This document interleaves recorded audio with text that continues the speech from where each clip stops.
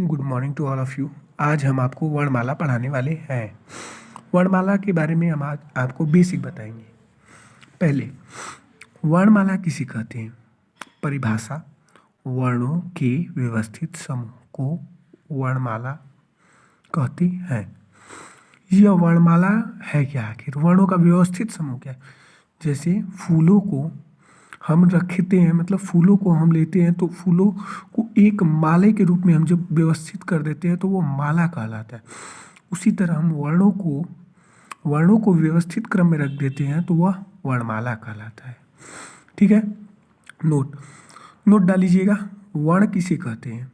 स्वर और व्यंजन को ही वर्ण कहते हैं। अर्थात जैसे हम स्कूल जा रहे हैं, जैसे बालक हो या बालिका हो, स्कूल जा रहे हो, जिसे उसको हम विद्यार्थी कहते हैं, उसी प्रकार हम स्वर और व्यंजन को वर्ण कहते हैं। अब स्वर की बात करते हैं। स्वर आखिर होता क्या है? स्वर आखिर होता क्या है?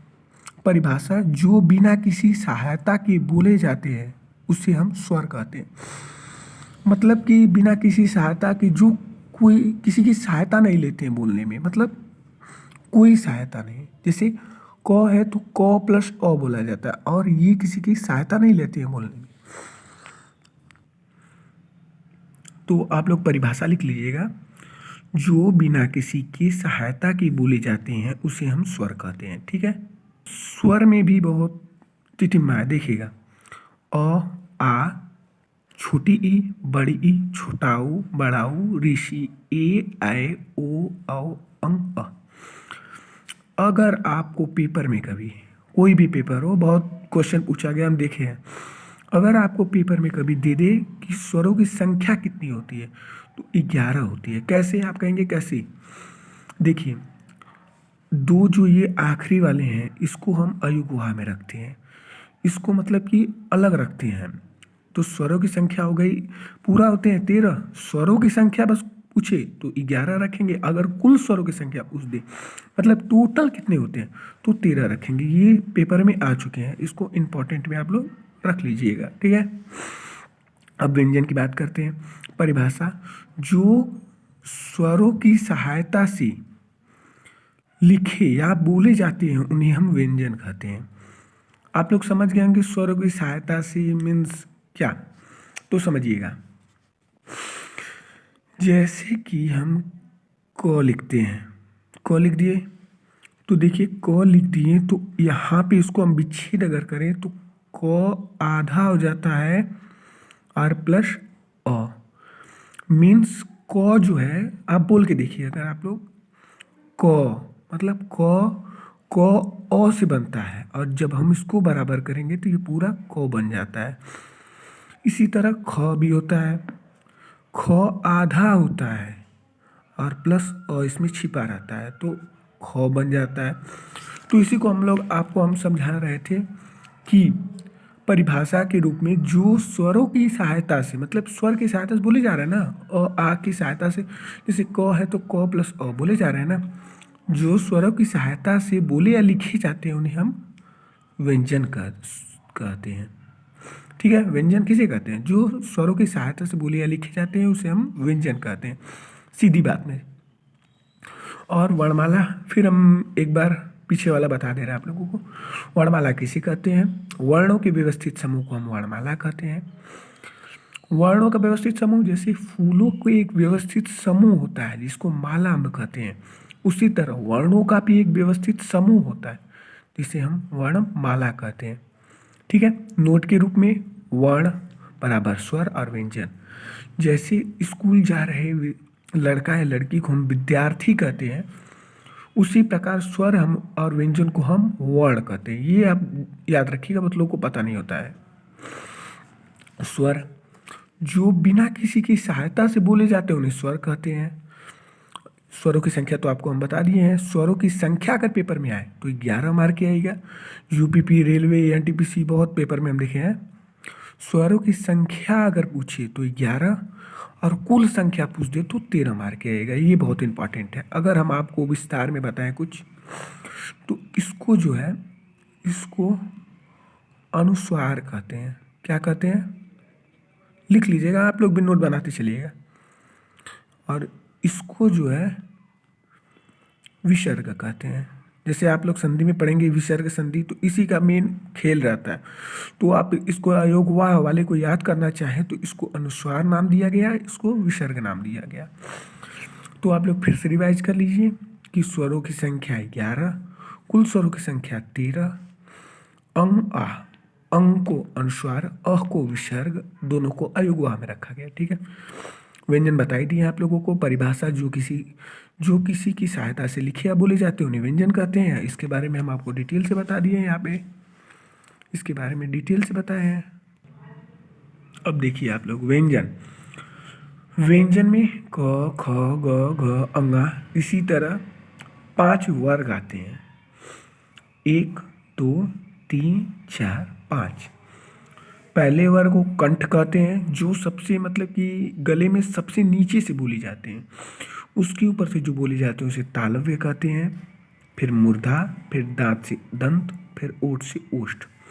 जैसे प फ ब ब आपको बोल के देखिए, प प फ ब भ, आपके ओठ सट रहे होंगे। ठीक है, तो इसको एक बार याद कर लीजिएगा।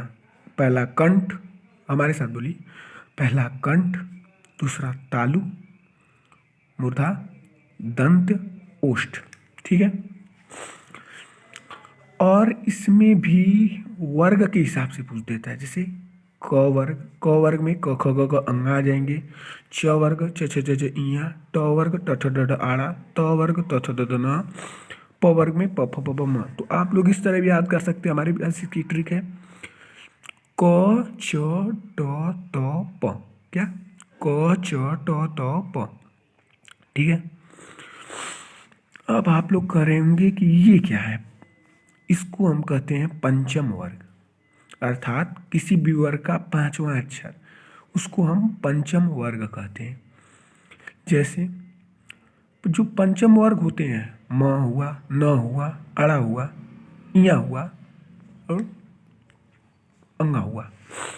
ठीक है, जो पंचम वर्ग होते हैं, पंचम वर्ग ये नाक से बोले जाते हैं। आप बोल के ट्राई कीजिएगा, ये नाक से, इनकी जो ध्वनियाँ होती है नाक से निकलती हैं। अब जो ये वर्ग होते हैं क च ट त प, अभी बताया हम आप लोगों को, इसको स्पर्शीय, स्पर्शीय कहा जाता है और इनकी संख्या 25 होती है। जैसे 1 2 3 4 5, तो 5 के 5, 5 दूनी 10, 5 15, 5 20, 50, 25। तो एक बार रिकॉल कर लीजिएगा आप लोग। कंठ, तालु, मूर्धा, दंत, ओष्ठ। कंठ, तालु, मूर्धा, दंत, ओष्ठ। तो फिर आगे बढ़ते हैं। फिर बचा यरलव। यरलव क्या होता है, इसको अंतस्थ व्यंजन में रखा गया है। किसमें, अंतस्थ व्यंजन में। और श श श ह, आप बोल के देखिए, श श श ह, उष्मा निकल रही है आपके मुंह से, तो इसको उष्मा व्यंजन कहते हैं या संघर्षी भी कहते हैं, इंपॉर्टेंट है। अब बचा छ त्र ज्ञ स्र, इसको संयुक्त कहते हैं। एक बार आप रिकॉल कर लीजिएगा। कंठ, तालु, मूर्धा, दंत, ओष्ठ। क च ट त प, पंचम वर्ग, नासिक्य, नाक से बोले जाते हैं। ठीक है, स्पर्शी व्यंजनों की संख्या 25, वर्गीय की व्यंजन कहते हैं। यरलव, अंतस्थ, श श श ह, उष्मा व्यंजन। और अब बताते हैं हम आपको, देखिए छ बचा, छत्र ज्ञ स्र, इसको हम कहते हैं संयुक्त व्यंजन।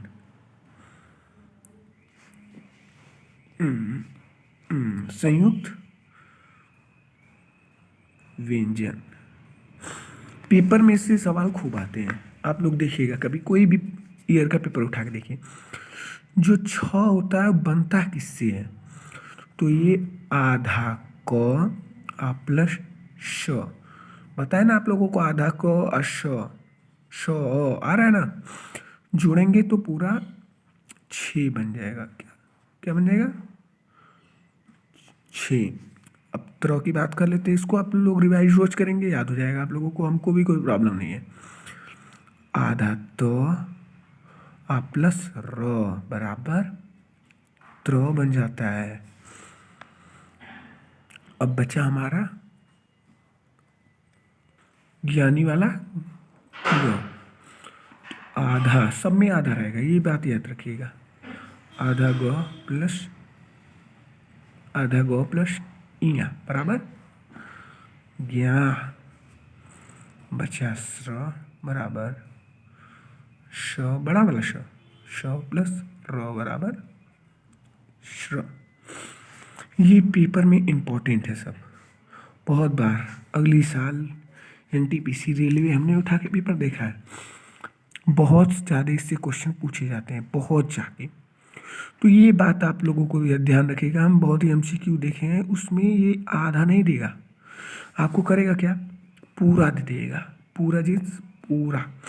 क प्लस श बराबर लिख देगा 6 तो आप लोग इसको मत मार के आइएगा, ये हो जाएगा आपका गलत। आप लोग इस पे मार के आइएगा, आप लोगों का 1 नंबर हो जाएगा सही। ठीक है, क प्लस श बराबर 6। इसको एक बार आप लोग याद कर लीजिएगा, अपने से रोज रिवाइज करेंगे, याद हो जाएगा लोगों। तो आप लोगों को हमने वर्णमाला का मुख्यतः बता दिया है सब कुछ, कि वर्णमाला किसे कहते हैं, स्वर क्या होते हैं, वर्ण किसे कहते हैं, व्यंजन किसे कहते हैं, और सब हम आपको बता दिए हैं यहाँ तक। अब आप सोच रहे हैं कि हमारा वर्णमाला खत्म हो गया, नहीं, ये आप लोगों की ट्रायल क्लास थी। अगली क्लास में हम आप लोगों को थोड़ा डीप में पढ़ाएंगे। ये ट्रायल क्लास थी, मीन्स मैक्सिमम क्लास थी। अगली क्लास में अभी हमारा बचा है स्वर के भेद मतलब समय के आधार पर लगने के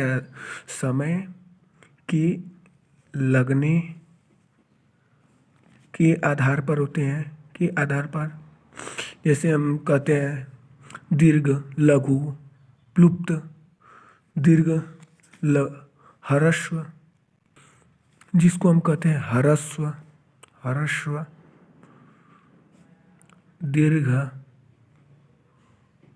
दीर्घ और प्लुप्त।